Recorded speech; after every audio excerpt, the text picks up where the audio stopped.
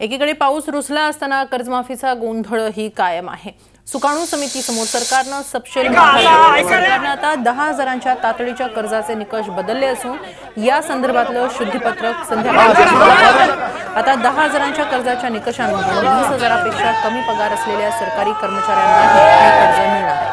तर 10 लाखांच्या आतल्या गाड्या आणि शेतीला पूरक असलेल्या वाहनधारकांनाही ही मदत देण्यात येणार आहे। पंचायत समिती सदस्य, सहकारी संस्थांचे अध्यक्ष आणि उपाध्यक्ष वगळून इतर सदस्यांना ही मदत देण्यात येणार आहे। तसंच शेतकरी कर्जमाफीचे निकष ठरवण्यासाठी मंत्रिमंडळाची विशेष बैठक बोलावण्यात येणार आहे। दरम्यान कर्जमाफीचे निकष काय असावेत यावरून सत्ताधारी आणि विरोधकांनी एकमेकांवर तोफ डागायला सुरुवात केली आहे। सगळ्यात महत्त्वाची म्हणजे ह्या कर्जमाफीचे वैशिष्ट्य असं आहे की नियमित कर्ज भरणाऱ्यांसाठी सुद्धा एक पॅकेज सरकार डिक्लेअर करणार आहे। आता काही शेतकरी नेत्यांना, तथाकथित शेतकरी नेत्यांना हे होऊच द्यायचं नाही आहे। सामान्य शेतकऱ्याची कर्जमाफी होऊच नाही असं त्यांना वाटतंय आणि त्यामुळे चर्चा तर आम्ही चालूच ठेवणार आहोत, पण याच्यातून जर निष्पन्न व्हायचं असेल तर अशा अडमुठ्या तथाकथित शेतकरी नेत्यांना खऱ्या शेतकरी नेत्यांनी खड्यासारखं बाजूला गेलं पाहिजे।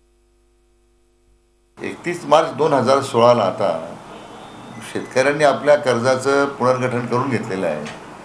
त्यामुळे तशी आता शेतकऱ्यांची थकबाकीदारांची संख्या मुळातच नगण्य आहे। आमची मागणीच होती की थकबाकीची जी तारीख आहे ही तारीख आहे ती 31/3/2017 धरली पाहिजे, म्हणजे अधिकाधिक शेतकऱ्यांना त्याचा लाभ होईल। आता 10,000चं खतं बियाण्याकरता तुम्ही जे पत्रक काढले ते तर मला वाटतं सरकारची ती बौद्धिक दिवाळखोरीच म्हटली पाहिजे की आपण ज्या अटी घातलेल्या आहेत त्याच्यातून राज्यातल्या केवळ 7 ते 8% शेतकऱ्यांना फक्त त्याचा लाभ होईल अशी स्थिती आहे। झी 24 तास रहा एक पाऊल पुढे।